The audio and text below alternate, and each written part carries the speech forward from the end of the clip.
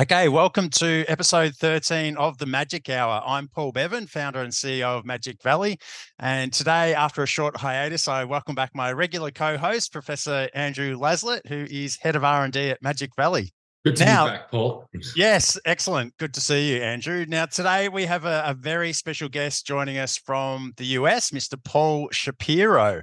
Now, as an activist, Paul founded Compassion Over Killing and spent several years with the Humane Society of the US. And not only is Paul a renowned TEDx speaker, he also hosts the very successful Business for Good podcast and is the author of the book Clean Meat, which, as I have told everyone who will listen, was a key precursor to me founding Magic Valley. Paul is now the founder and CEO of the Better Meat Co., who are developing mycoprotein ingredients. And Paul, welcome to the show. Thanks, Paul. Thanks, Andrew. Great to be on with you. I think it is cool that this is episode 13 because I don't know if this is the same in Australia, but in the US, 13 is perceived as an unlucky number. Is that the same down under? Pretty much. It is. It is. Okay. So this is like a pet peeve of mine. And the reason I think it's cool is because, first of all, obviously there's no such thing as an unlucky number, right? You may as well believe in witchcraft maybe you do. I don't know. Maybe some listeners believe in witchcraft, but it's painful to me. Like you go to apartment buildings or hotels or office buildings in the US and there's not a 13th floor. It's like it goes from 12 to 14 because nobody wants to be on the 13th floor. And it's like, how could we allow such superstition to guide us like that? It's one thing for people to believe it. It's another thing to actually work it into our actual living and working environments. So I'm proud to be on episode number 13, and I don't perceive it as lucky or unlucky. I just perceive it as cool to be on an episode with such an unpopular number. Fingers crossed. Yeah, right. If lightning strikes me during this episode, I'll really be eating my words. Exactly. Well, Paul, we also got to meet in person in the US, in San Fran, earlier this year, which was a definite highlight for me, getting to meet you. And obviously, just based on the intro, you've done a whole range of things within a number of different areas. So I'd really like to go back to where it all started for you, I guess, in terms of veganism and interest in animal rights. How did all that come about? Sure, Paul. Basically, the short answer is I hope it'll be short. Let's see how I do.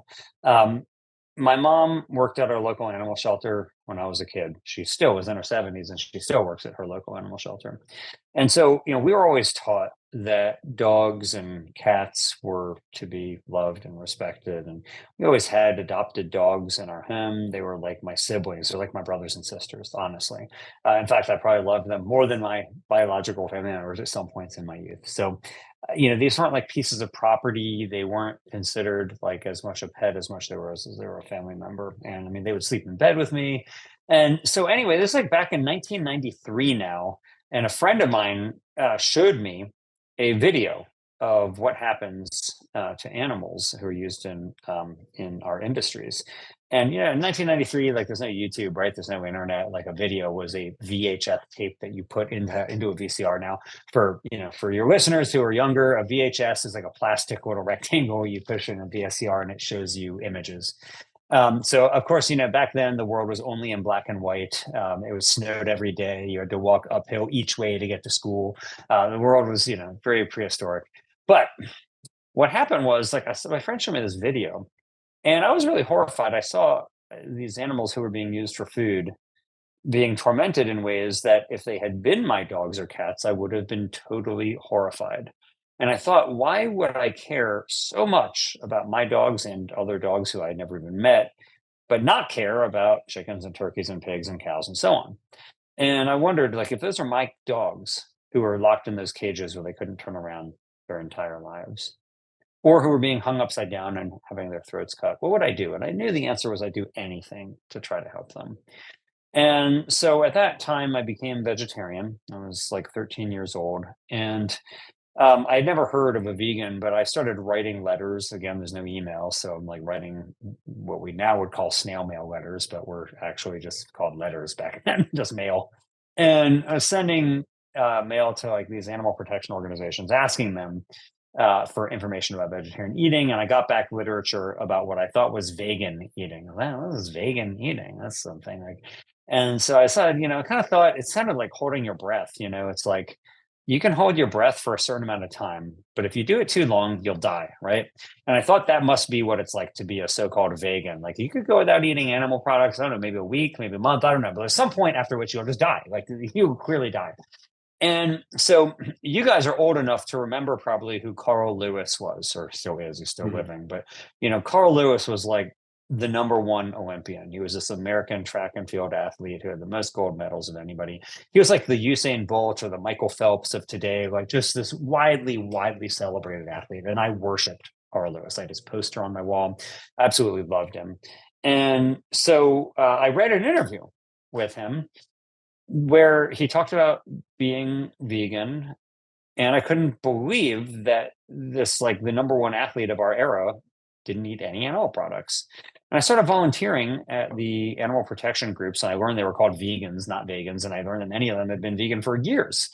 And I thought, geez, maybe this is the right thing to do. So this is like over a period of months since I'd become vegetarian. So, I'm now like 14 years old. I become a vegan, and I got very, very active in the animal protection movement. When I was in high school, I founded a club that was called Compassion Over Killing that I turned into a nationwide organization as I went through college and afterwards. And we would do things like conduct undercover investigations at factory farms and slaughter plants. Like we would, get jobs at these places and use hidden cameras to document what was going on. And my basic theory of change back then was, if only people knew, like if only you could show people what was happening to these animals, change would ensue. How naive I was, right? Like, there's this saying that vegetarians like to say, oh, if slaughterhouses had glass walls, we'd all be vegetarian. It's obviously not true. Like most people who watch a slaughterhouse video don't become vegetarian, right? So it became very clear to me as the years went on, and we continued, getting our exposés into national news, and meat demand only continued to rise. Meat demand has skyrocketed in the last 30 years, actually. When I was getting started, there were 6 billion animals going through American slaughterhouses annually. Today, there's about 10 billion. And it's not because there's tons more Americans, though there are some more, but it's just because per capita consumption has gone way up. So I basically thought, okay, if awareness raising is insufficient, though good, but insufficient, what about public policy? And so that's when, as you mentioned, Paul, I shifted to working essentially as a lobbyist for the Humane Society of the United States, where I spent 13 years passing a number of laws to try to get better protections for farm animals and promote other agricultural sustainability policies. I'm very proud of that work, but essentially to really try to speed this story up, around 2015, I started thinking maybe food technology and entrepreneurship and innovation are going to do more than what I was doing. Like this issue that had animated my life now for a couple decades. How do we wean humanity off of an animal-based diet? I was thinking maybe food technology will do more. And I started thinking about, look at all the other ways that humanity has stopped exploiting animals. We used to whip horses to get around for thousands of years, and nobody stopped because they cared about horses. They stopped because horseless carriages were invented. We call them cars now, but they're dramatically better ways to get around than a horse. We didn't stop harpooning whales because we cared about whales. We stopped because kerosene was invented and it was a cheaper, cleaner way to light our homes. We didn't stop live plucking geese to write letters with their quills because people cared about geese. We stopped because metal fountain pens were invented and they were a far superior way to write than a quill because you don't have to dip it in inkwell and stop mid-sentence and so on.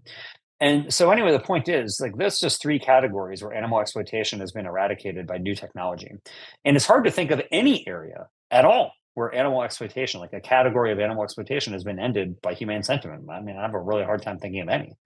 And so the point is, I started thinking, well, what can I do? Right? Like I wasn't really sure. Like I didn't, I wasn't a microbiologist. I didn't have millions of dollars to do VC.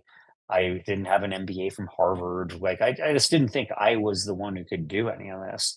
And so I thought, well, at least I could write a book, and I tried to interest more people to get involved in this space.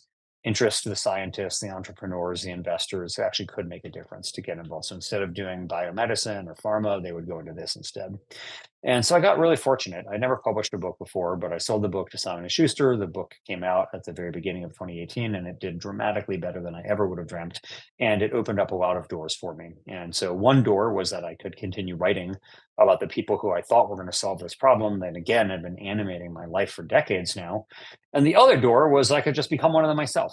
And I chose that door. And so my friend Joanna Bromley, who actually does have an MBA from Harvard, interestingly enough, we decided to co-found the Better Meat Co. And at that point, we were trying a variety of things, working with plants. And after months, we began starting to work with microscopic fungi to the point where now, 5.5 years in, we are running a biotech fermentation facility here in Sacramento, California, where we've got 24 people working here, and we're churning out microbial proteins every single week. So that, in a nutshell, is the last 30 years of my life. I hope that I keep getting more effective at my goal, which is to help wean humanity off of an animal-based diet and move us toward a future in which humanity can enjoy all the foods that it loves without having to torment animals and destroy the planet in the process. Amazing. I can certainly relate to a lot of your story there. Mm-hmm. But I'll let Andrew jump in. I'm sure you've got plenty of questions. There's so many things to unpack there. Yeah, look, there's there's a lot there, but your background is not in science, and you co-founded with an MBA. How did you get the scientists on board? Yeah, so we also started the company with a food scientist. His name is Adam Yee. So Joanna and I are still at the company.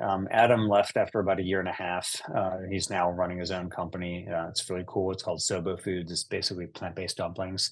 But so Adam was the first food scientist at the company, and he did a very good job, and has, as I said, gone on to do even cooler things, hopefully. But within about 1 year of starting the company, it became very evident to us that fungi proteins probably could outperform plant proteins for the purposes that we were seeking. And so we hired a mycologist who knew a lot more about fungi than we did. And he helped us develop a program to grow mycelium, or mycoproteins. And from there, we started hiring more and more scientists. And eventually, we started hiring a bunch of PhDs in microbiology and fermentation science and so on. And so now we're a very, very science-heavy company. Like, by far our biggest department is just a bunch of R&D scientists who are laboring away trying to find ways to more cheaply and efficiently grow mycelium, essentially. And so what started out with a single food scientist eventually morphed into more of a biotechnology focus. Yeah, that makes total sense to me. I'm also interested in whether the scientists, well, in terms of the hiring process, how important to you as the founder of the company and your co-founder is mission alignment to what you're doing? It's definitely a factor that I consider, because I would really strongly prefer for everybody here to be mission aligned for a variety of reasons. At the same time, if I had my choice between somebody who wasn't mission aligned but did a really great job, or somebody who did a mediocre job but was mission aligned, 10 out of 10 times I'd choose the person who's going to do a great job and doesn't care about the mission.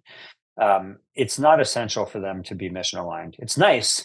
It's really great. I personally really like it because I am so mission aligned. Joanna is mission aligned. She's a vegan as well. And, I knew her because of her involvement in the animal welfare movement. So, it's not like I don't care about it. It would be a plus for me, but it wouldn't be tipping any scales if I thought there was somebody who was more competent or who had a better work ethic. I also think it's very easy for people to become mission aligned once they are here. Whereas it's much harder for somebody to develop a great work ethic or become smarter or whatever. So many people who have started here have come in without really having given much thought to the problem, which is humanity's dependence on animals for food. And they dramatically shift their own diets and their own worldviews. And so, we're not running an indoctrination program here, but just the fact that their careers are devoted toward this, I do think there's like a sense of maybe it becomes easier to care about these issues because you're already devoting your career to it. And I think also it's just plain education and being exposed to facts about it. Yeah. Yeah, I think that's right. Well, I would think that the food tech industry as a whole is a lot more advanced in the US than it is here in Australia, with a lot of trends, whether that be culturally or otherwise. Could you give us a bit more of an explanation around mycelium and mycoproteins and the process for our listeners? Yeah, sure. So it might be helpful to think about first, like how plant-based meat is made today, right? So, first of all, it's made from plants, obviously, which fungi are not. So automatically you're starting out in a different kingdom. But think about it like this, like, think about a Beyond Burger, like, the hero ingredient is texturized pea protein. Well, what's texturized pea protein? So, it's made from peas, but peas are way cheaper than beef, yet a Beyond Burger is way more expensive than beef. Why is that? It's because you're not really using whole peas. You're using a tiny little portion of the pea that has been subjected to a number of processes that each entail cost and that create a great final product, but it's expensive. So just to take as an example, you got to grow the field of peas, you got to harvest the field of peas, and you got to mill it into a flour.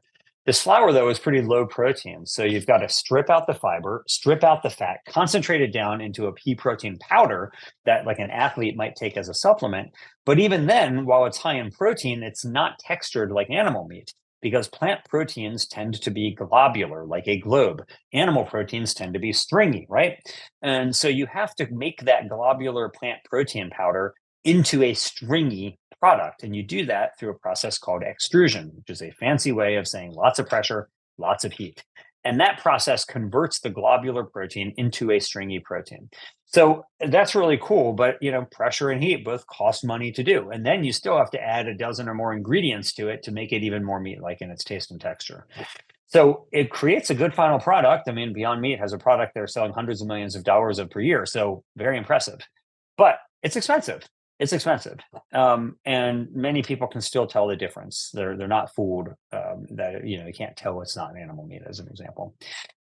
So then the question is there a better way to achieve the same end? And that's where fungi fermentation comes in. Fungi are not plants. They're a completely different kingdom of life. And they're way closer to animals than plants are. Plants are over here, animals are over here. It's not like fungi are in the middle. Right? Fungi are way closer to animals.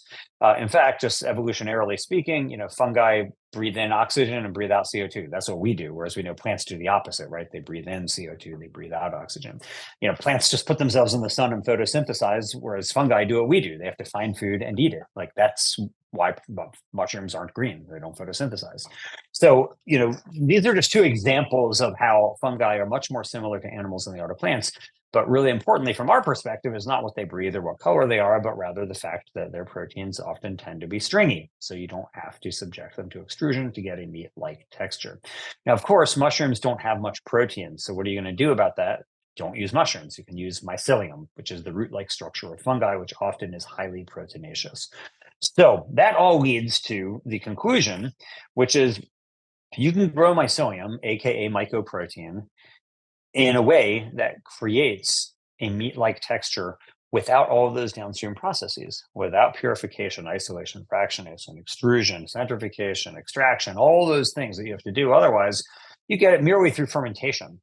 And so what we do at the Better Meat Co. is essentially utilize bioreactors to grow mycelium that on its own, straight out of the fermenter, in its whole food, unprocessed, all natural state, already has a very meat-like texture and has more protein than eggs, more iron than beef, more zinc than beef, more potassium than bananas, more fiber than oats, and it naturally contains vitamin B12, which is typically lacking in a plant-based diet. In other words, it's a true superfood. It gets you everything about meat that you want: protein, iron, zinc, and a great texture that gives you a really nice chew.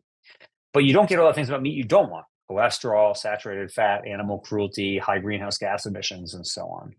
And so that is why we focus so much on mycoprotein, because I believe it does a better job of mimicking the animal meat experience than do plant protein isolates. Now, It's not that there isn't room for plant protein isolates. Indeed, I think there is. In fact, combining them may get you the best of both worlds. But I view it as an extremely important part. It's kind of like clean energy. Like, you want lots of options on the menu. You want the ability to have solar energy, geothermal energy, wind energy, nuclear energy, and so on. Well, the same is true when you're talking about meat. You're going to want plant proteins. You're going to want fungi proteins. You're going to want animal cell culture. Like, there's lots of different options to try to get to the same end. In the other case, it's just getting energy, but in this case, it's getting meat without animals, basically, or at least the meat experience without animals. And I just think that fungi fermentation is a very realistic, scalable, economical way to achieve that end today. There are other technologies like cultivated meat, which I think that 5 or 10 years from now are going to be contributing more and more to making a dent in the problem that we're all trying to solve. But fungi fermentation can scale today. It doesn't require technological breakthroughs that are unknown how to fix them right now. Amazing. I'm interested in that. You mentioned Carl Lewis before as an influence on you, and also the path that Beyond Meat went down with influencer marketing. How big a role do you think influencers play in the adoption of plant-based and potentially cultivated meat or new food technologies going forward? Is that something that you're considering, or are you really sort of more focused on a B2B type product as opposed to a direct to consumer? Yeah, there's several hurdles. Like, first, you're right. We're a B2B ingredients company, so we're not going to be relying on influencer marketing. Second, we don't have the money to do that anyway. So my wife is actually an influencer, and she has a very large audience. So I know what these companies pay her to promote their products. And I can tell you, like, if you get into that upper echelon of influencing, it's a lucrative business. So the point is, like, it's really not for us. I also think, like, there's certain products that it benefits more. So, if you're running a soda company, like, and you get a celebrity to take a photo drinking your soda, that might be nice, but they didn't become famous because they drank your soda, right? But me hearing that Carl Lewis was vegan, like, and saying that he attributed his vegan diet to partially to his success as an Olympian and as an athlete, like, that to me was what was really key. Like, I think it's gonna be cool. Like, if I found out that a singer said that they were vegan, I would be like, oh, that's cool. But it's not like they're a good singer because they're vegan. It's just an interesting fact about them. The reason Carl Lewis was so influential on me in this respect is because I thought, if I eat like him, maybe I can run like him. And that was what was important to me. And so I think that's like a very different thing. I will say, interestingly enough, so Silk soy milk, I noticed the other day, had Carl Lewis on the package. And I was thinking, like, geez, who are they marketing to? Like, nobody under 30 knows who he is. Maybe people who've been under 40, I don't know. But anyway, maybe I'm the market. Maybe, like, I'm the target market for this. But Carl Lewis is still doing ads on plant-based products literally today in 2023. So, somebody cares what Carl Lewis eats or drinks. Absolutely. And you obviously mentioned that, path to market with fermentation or mycoproteins, is a lot quicker than perhaps with cultivated meat. Is that one of the reasons why you were most interested in this technology, having obviously done a lot of research around, cultivated meat and the other options that were becoming available? There's nobody who's a bigger cheerleader for cultivated meat than I am. I still believe very strongly in this field.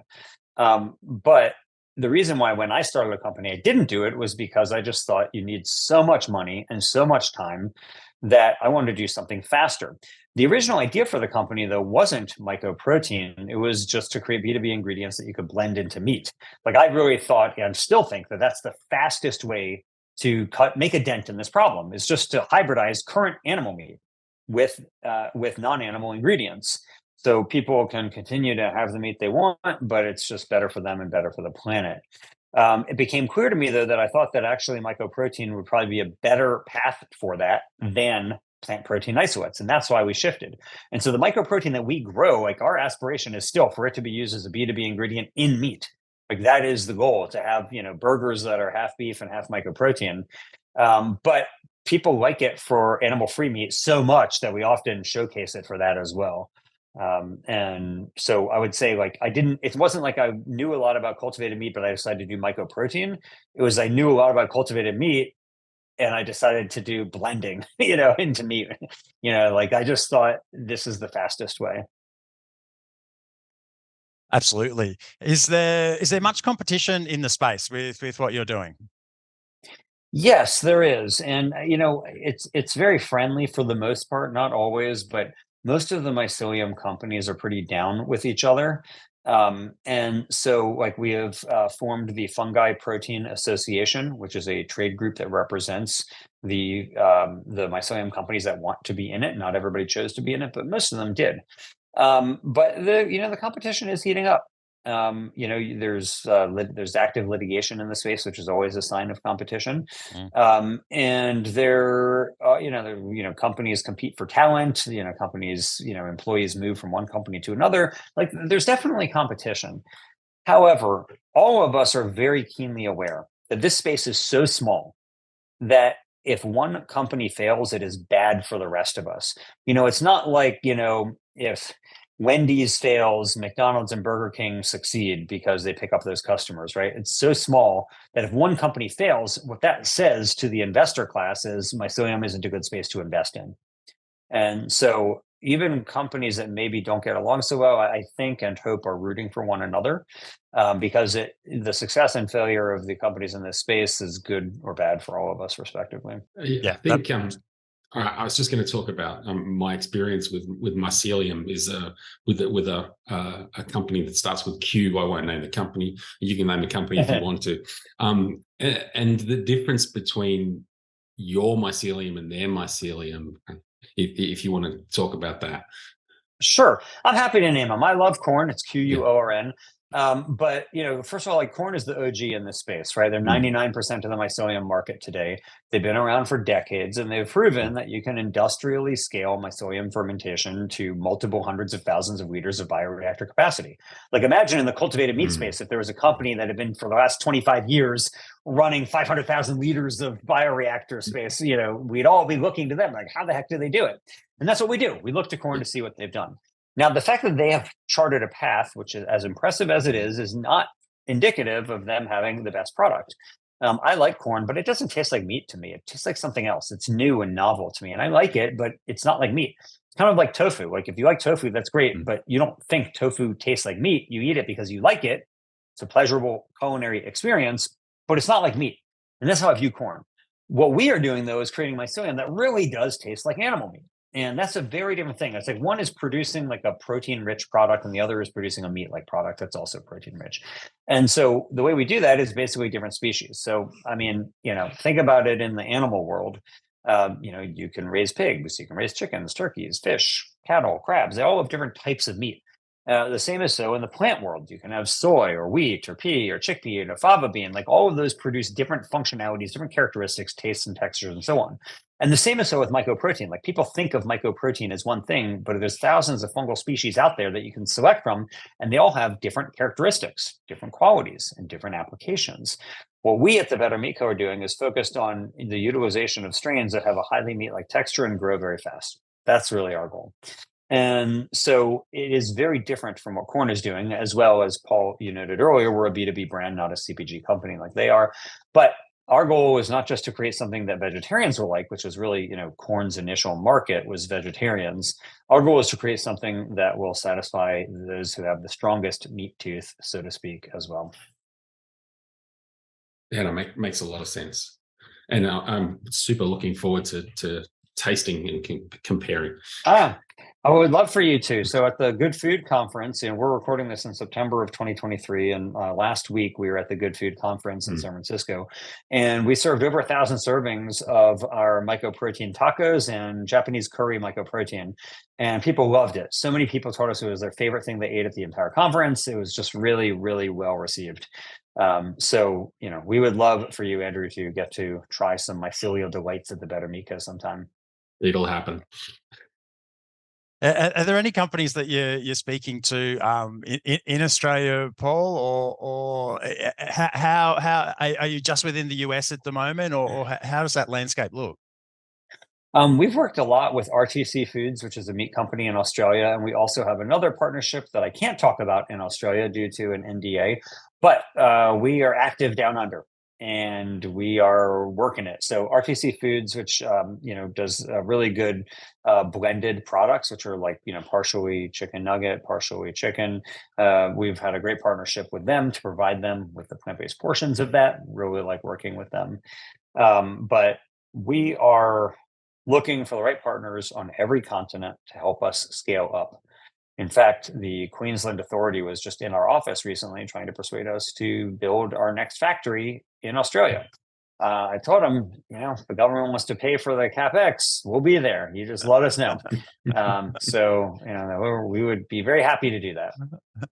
And I've already committed wherever we build our next factory. I've already committed to learning the language of that country, and so it'd be particularly easy for me if we move to Australia.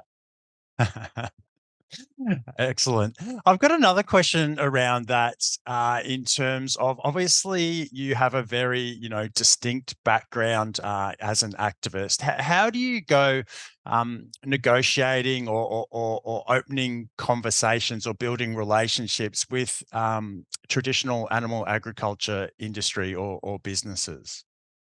Yeah, Paul, I never hide who I am or what I believe, but I try to make them and a proposal that will be appealing to them. If you were in the horse-drawn carriage business, wouldn't you want to get a stake in the automobile business? If you were around in 1900, if you were around in 1870 and you were in the whaling ship business, wouldn't you want to get a stake in the kerosene industry? And so, my view is that these people they don't like to hurt animals; they like to make money. And if they can make money by doing other things, they'll be very happy to do that. That's why on our cap table, we have lots of people from animal agriculture. We have Johnsonville Sausage, which is the premier sausage brand in the US. Hickman's Egg Ranch, which is a major egg producer in the US, are investors of ours at the Betamico. We've partnered with Purdue Farms, a multi-billion-dollar chicken company, Maple Leaf Foods, the largest meat company in Canada. And others. So the list goes on. For us, our biggest allies usually are meat companies that see the future. It's kind of like if you think about Kodak. They were vying for supremacy with Canon during the 1990s for who was going to win in the photography wars. They both knew about digital, but Kodak thought it was going to cannibalize its core business, so they didn't pursue it, whereas Canon thought we should pursue it even if it does cannibalize. And we all know what happened. Kodak declared bankruptcy, and Canon is now the largest manufacturer of digital cameras on the planet. And many forward-thinking meat companies see that story, and they want to be the Canon. They don't want to be the Kodak. And so they hedge their bet. They might invest in a company like ours. They might start their own plant-based meat line. They might do what JBS, the largest meat manufacturer on the planet, has done, which is building cultivated meat centers of their own. They want to try to be part of the future. I think it's very clear. We are not going to farm tomorrow the way that we did today. We don't farm today the way that we did yesterday. We will farm differently. And so, to me, the answer to feeding 10 billion people by 2050 without destroying the planet is not a return to 19th century agricultural practices. Rather, it's to move forward into 21st century practices. And that means creating meat experiences without animals.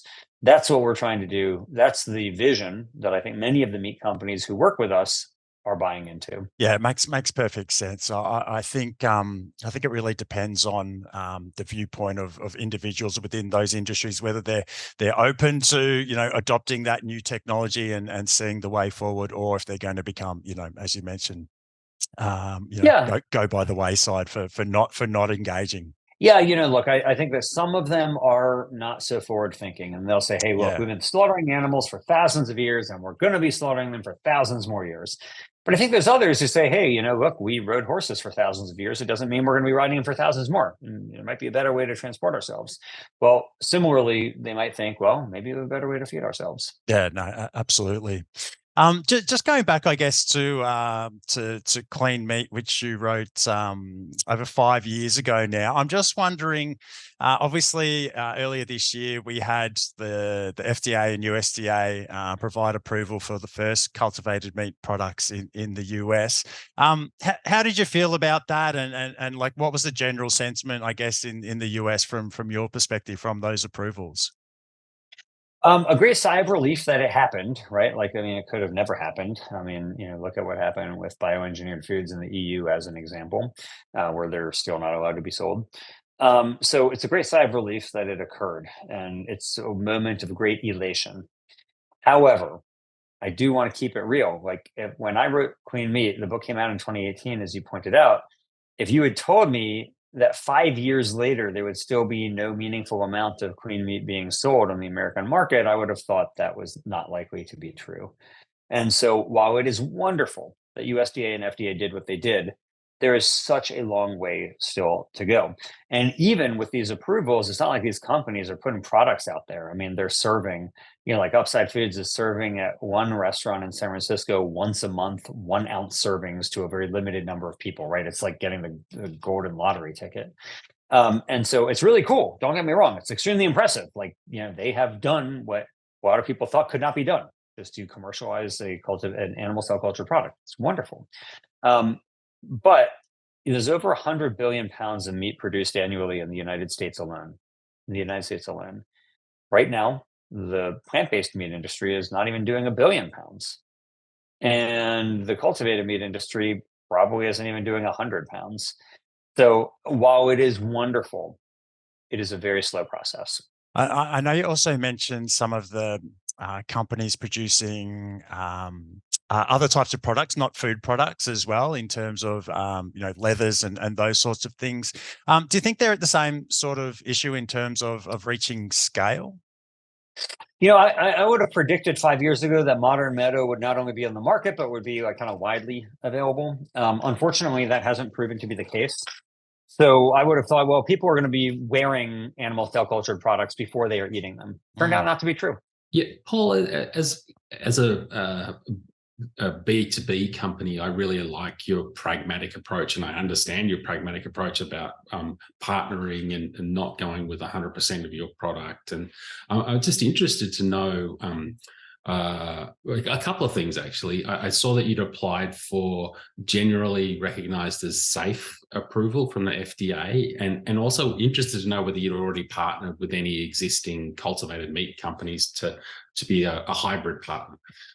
Yeah, so you're right. We have filed for that. So, thousands of people, tens of thousands of people have already eaten our product. So we self-certified as GRAS, or generally recognized as safe, in the US a long time ago.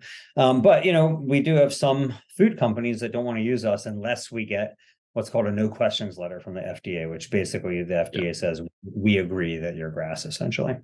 And so, yeah, we filed for that. Hopefully we get our GRAS status from them soon. That would be wonderful. But the other answer to your question, Andrew, is yes, we have. Look, mycelium provides a wonderful texture. Yeah. It's pretty neutral in flavor. So the animal cells often do have a meat-like flavor for obvious reasons. So why not combine them? And it's a really cool thing to do. So yeah, we have done that. And I think it's a really promising thing. It's not a big market for us because these companies are producing, single-digit pounds of product at most. So it's not like, we're going to run a business on this. But it is something cool that we have done, and we'd like to do more of it. Excellent. No, I think that's really a fantastic pathway for the future for mycelium and cultivated meat. And my final question is: so have you got a golden ticket yet? Have you managed to be able to taste the Upside or Good Meat product? I have had the Good Meat product at their office. I've not been to Washington, D.C. and gotten it at the restaurant, which I would really like to do. And I have tasted Upside's product, but that was years ago. So I'm sure it is different now than it was then. But I really liked it. I will say, I think my opinion is almost irrelevant, right? As somebody who's been vegan for 30 years, like what I think of it is totally inconsequential. But I'd like to try it. I have certainly no objection to it. In fact, I have a great interest in it. So I would do it, but I haven't yet. And if I get the chance, I will be very happy to report back and let you know. I will just say one quick point on the mycelium animal cell culturing that you mentioned. There's a cool company near us here in Sacramento, California. It's called Optimized Foods. And they're like co-culturing animal cells and fungi proteins together. And so what they're doing is it's like sturgeon cells that are adhering to mycelium so that you can create little pellets that are like sturgeon caviar.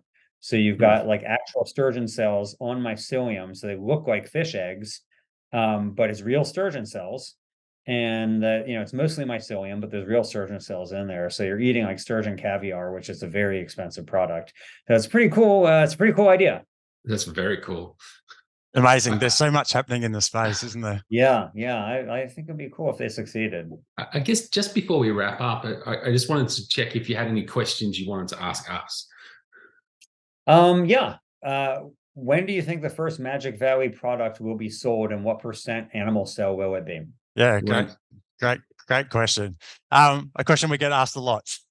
Look, we're aiming obviously to commercialize in Australia. First, obviously being where we are, we're ideally looking to get our formal application in for approval in the next few months, and it'll then be another sort of 12 months for that process to conclude. So we're really looking at end of 2024, start of 2025. So we're still a little way away now. The percentage question is a great question. Our initial products that we're producing are mincemeat or ground meat products. And there will be definitely a percentage of plant-based material in there and cultivated material as well. That final percentage is something that we're still ironing out at the moment, but there'll certainly be a percentage of both in that at least first product anyway. And I think probably ongoing in those, ground meat or mincemeat products. Obviously, when we're looking at, more structured products, that percentage will obviously change. Yeah. Okay. Cool. Well, that's exciting. I hope to be in Australia for that first sale. Make sure you give me some forewarning so I can come on by. And, for Americans of my age, oftentimes they think of Australia and they think of Crocodile Dundee being like, you call that a knife? And, so I want to you call that a steak? So I'm looking forward to it. Yeah, Absolutely. It's guessed our marketing strategy. Yeah. Unfortunately, it's only like people 40 and up who will get it, but I think it'll be fun. Yeah. We'll definitely look forward to hosting you down under, Paul. That would be great. Oh, I would be overjoyed. Little would make me happier. Little would make my wife happier also. She really wants to go there. So I guarantee you that if I am going there, she will find a way to come as well. Amazing. Well, thank you so much for your time today and sharing your insights and your experiences, and for joining us on the podcast. I really appreciate your time. I know you're very busy with the Better Meat Co. And all the other things that you're doing. Just for our listeners, where's the best place to find you or get in contact with you or find out more about the Better Meat Co.? That's kind of you. So you can go to bettermeat.co. Again, that's bettermeat.co. And if you're interested in the book, you can just go to cleanmeat.com. Again, that's cleanmeat.com. And I'd love to hear from you. So if you have thoughts or suggestions, feel free to contact me via either one of those websites. And if you're new to the Magic Valley podcast and listening to us for the first time, you can find out more information on Magic Valley at www.magicvalley.com.au. And there you can find links to our podcast and all of our social media channels. Thanks, Andrew. Thanks so much, Paul. Thank you, Paul. Thank you, Andrew. I'm giving you both fist bumps here from California, and I look forward to being with you in person next time. Amazing. Can't wait. Be great. Thanks so much.